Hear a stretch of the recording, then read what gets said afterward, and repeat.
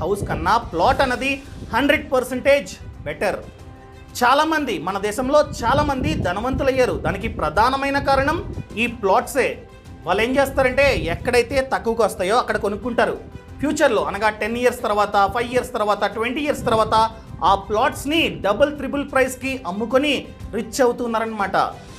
So plot అన్నది one of the best అయిన investment option.